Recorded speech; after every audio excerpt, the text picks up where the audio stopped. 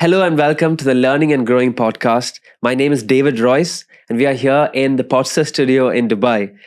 We have a very special guest here with us today. His name is Sanjeev Krishna, and we very lovingly call him Guruji.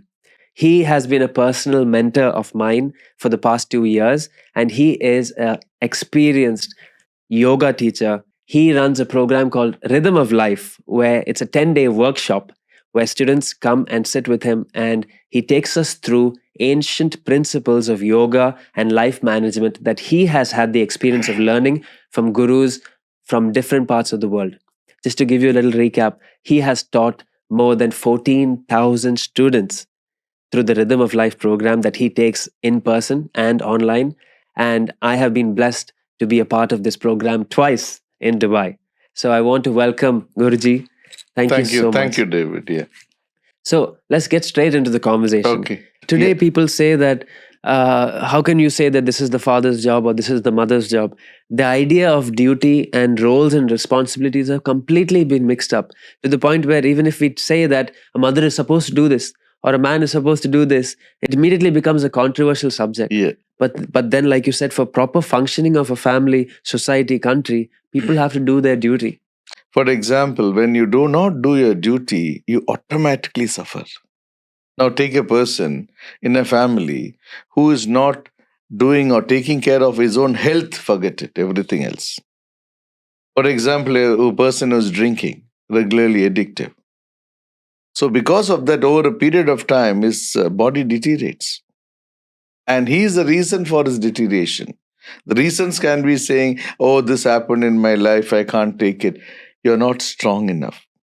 You're not able to face the challenges. If you say, for example, I always would love to share and say, life is like a football game.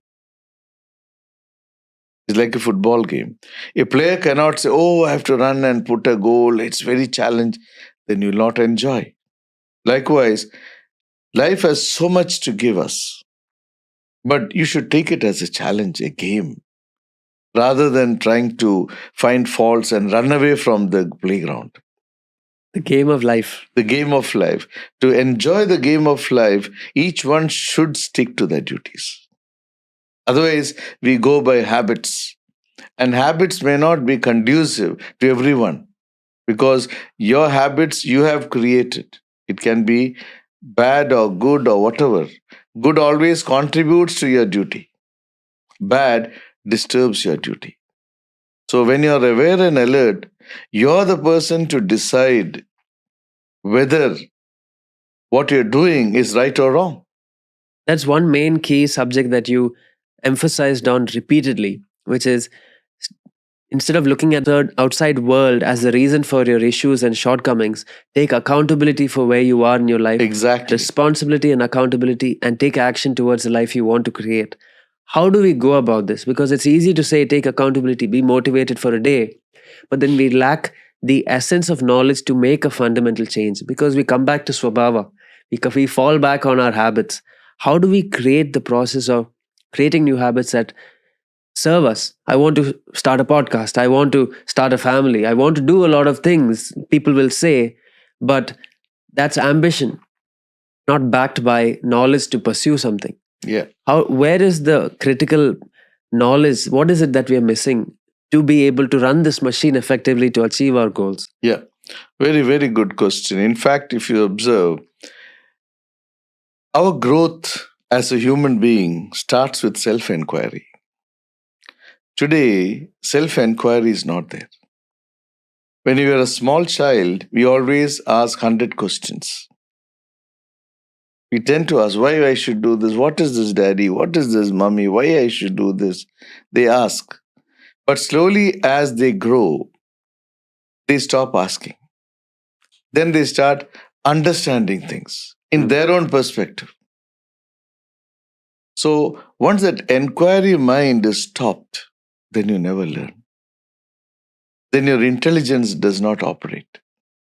You go by blind dogmas and things and beliefs, which is your understanding. And if you're a person who doesn't have self-inquiry, naturally you never grow in your human intelligence. I may be a good professional in many things, but that doesn't mean I'm happy in my life. Which is a very common case. Yeah. All in the world are looking for happiness. That's one thing that's common between everybody. Again, it's common. But the more ignorant, more limited, more broadened, enjoy lives all the time. But the thing is, people are born in different societies and different statuses, financial statuses. Yes, we can say that we're all born from nature and we're all same, but different people are born with different privileges. And how can we overcome the difficulty that general life can bring when compared to people who have it, compared to people who have not? For example, our president, he was not privileged, Abdul Kalam, but he came up. How? Because that instinct of desire for knowledge was there. Mm. So, because of that knowledge, he grew to a state that he became the president. So, it's not about having or not having. It's about the state of mind. It is state of mind and your desire to gain knowledge. So, that's why I'm telling you that enquiry mind is a substratum for evolution that is lacking in the world today. Once that you get it, automatically you start seeking. And whenever you're seeking, every person in front of you is your teacher. That's why if you see in yogic science, all the knowledge of yoga has come from nature. Nature has given us knowledge. All the exercise we do, asanas we do. Even you, when you were a small kid, parents cannot teach us anything. They can say, now he's crawling on his knees, he's standing, he's walking. They cannot say, hey, come on, David, you stand up and walk. No. Your body is your teacher. So, every aspect, not only for humans, animals, they're instinctively guided by the universe. That's why they form a fantastic ecological balance. Because even though there's a version of me that was 2 years old, my mind was not, I still don't have memory, but my body developed by Body, itself. that's what I'm telling you. So the body has its own intelligence? Of course. For example, if I tell you to do hiccups, can you do now? No.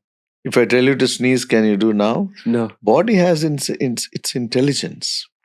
Yeah. Sometimes you eat food and the chef says, I made a fantastic dish today. And it was very yummy, 9 centimeters. The moment it goes down, the stomach says, what kachara you're eating? And it wants to poop it out. Yeah. You understand? Yeah. So body has its own intelligence. Yeah. So yoga, I can understand now that it's trying to help us understand our own body so that it functions to its maximum potential. Exactly. It is helping you to experience the harmony within the system. When I'm in harmony, I can give harmony to my family, my children. I can understand them. I love them. Naturally, you will love to be with them. And such families together makes a beautiful society. And such societies makes a beautiful community, a nation, a world. So the concept of clarity of thought, calmness, peace of mind, these are essential, I agree.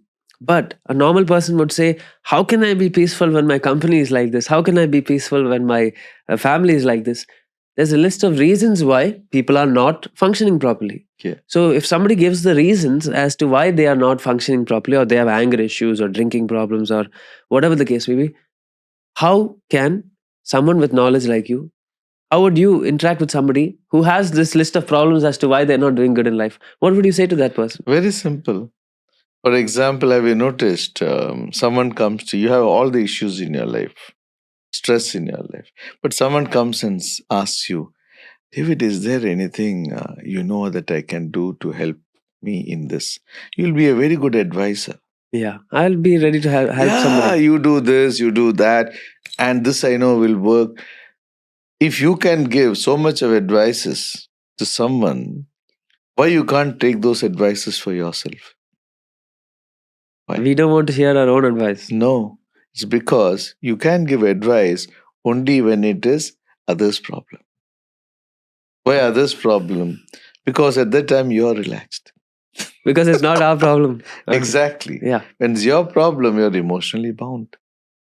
That's why we don't have clarity. That's why this science helps you to get to know yourself and to maintain the knowledge which I give in Rhythm of Life, to operate with a state where nothing in the world bothers you. And this practices that you do helps you to apply in your day-to-day life. I've noticed this. When I feel angry, I tend to breathe a certain way. And when I am happy, I take long, deep breaths. Exactly. So it's almost as if when my brain or my state of being feels a certain way, there is a certain breathing pattern linked with it immediately.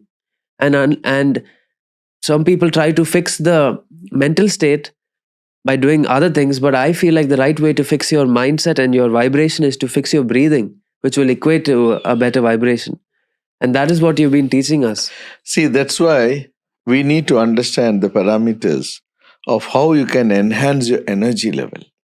Understand the essence of breathing practices. Breathing practices. Yeah. Master it. So at any time, it's not that you have to spend 1 hour only for breathing. Nothing like that. Throughout your day, you can experience and recharge the system. This is not understood properly. You've taught us the 3 breathing patterns to open up the 3 lobes of the lungs. Yeah. Nobody tells us that the lungs are divided into 3 parts. But once I started doing this, I noticed that the more I push my lungs, the ability of the lungs to retain oxygen and breathe deeper also changes. Yeah. Can you expand on the function of the lungs in the well-being of the body? Because all of us are quick to destroy it. No one tells us how to preserve it. Yeah. It's because, we need to realize the universe is inside you in your lungs. We do not realize it. Because of that, we smoke, we do everything, shisha, all of this, and we say, pray God, give me health. Now the universe is looking at you. I'm already inside him. And he's polluting me all the time. And he wants me to give energy. It doesn't make sense. Right or wrong? We already have the tools inside. Everything is inside. So this realization is knowledge. Realization is knowledge. Because of this ignorance, the highly intelligent also destroys the lungs. They don't realize the fundamental of health. I've seen many medical professionals smoking. It's true. Many. True. If the fundamental is understood in the true ancient form of experiencing the knowledge, no one will destroy their lungs. That's what is happening today. So Guruji, to bring our conversation towards the end, I wanted to ask you, you've been practicing and been seeking knowledge for the past 20, 30, 40 years. And not just from books, but from other gurus who have gained knowledge from other gurus from around the world. You have passed on your knowledge personally to close to 14,000 people around the world. There are people that travel from Pakistan and Germany and different parts of the world and come to Dubai to meet you. And in all of these experiences from your side as a human being, what is your personal mission in life as you keep continuing to do this good work that you're doing? Personal mission in life is to see a beautiful world, not these destructions and animosities against each other. I want to have a world which is like a family, that love each other, care for each other, and all the abilities every human being has should be utilized for the well-being of one another. That's the vision I have, and that's my mission. Beautiful. One of the main reasons why I love and respect you and take your knowledge as valuable is because you are also living a normal life as a human being, meaning you have a family. You had a corporate life previously where you have faced tremendous difficulties. With all of these things, I look at you as a normal human being with extraordinary knowledge, which makes it special because some people who call themselves practitioners of yoga, they cover themselves up as divine entities that don't have any issues in life. And that makes it hard to relate to them. But one of the reasons why I listen to you and I come back over and over again for the Rhythm of Life program is because you are giving us your life experience and how you have embodied yoga applied these principles and how your life has gotten better, and your love can be seen through your eyes in the way you're expressing and teaching us these things. So I wanted to say thank you so much. You're welcome. For taking me into this knowledge, because in the end of the day, that's a love that you are sharing with us as well. That's what I always say. Yoga doesn't mean exercise. Even in the ancient term, it is meant as yuj or union between your body and mind. The word yoga means yuj in Sanskrit. Sanskrit is not created by any human being. It's an evolution of sound existing in every human being. Could you very briefly tell us what that means? For example, the universal vibrations that is there in the whole cosmos is a reason of those vowels and consonant that comes from Sanskrit. The universal sound vibrations. And that is communications of the ancient. That's why Sanskrit is called the mother of all languages. Anything, even if you do not have an understanding, you can chant the sounds, it affects the world of vibrations. So that's why if you see, the main thing is yuj or union. You can call it ittihad in Arabic. You can call it harmony in English, or symphony, or union or coordination. This essence is what to give you a harmonious existence for yourself and to your family and to the society and to the world. So yoga is nothing called exercise. It's a wrong understanding. Of course, exercise is a part of it, but that's not the wholesome of the subject. This is the highest of health science, I can say. Excellent. So Guruji, if somebody wants to get in touch with you, find you, maybe even ask you some questions or be a part of the Rhythm of Life program, where can somebody get in touch with you? Just we have a center in Jumeirah, which is there for more than 21 years now. It's called Sanjeev Krishna Yoga.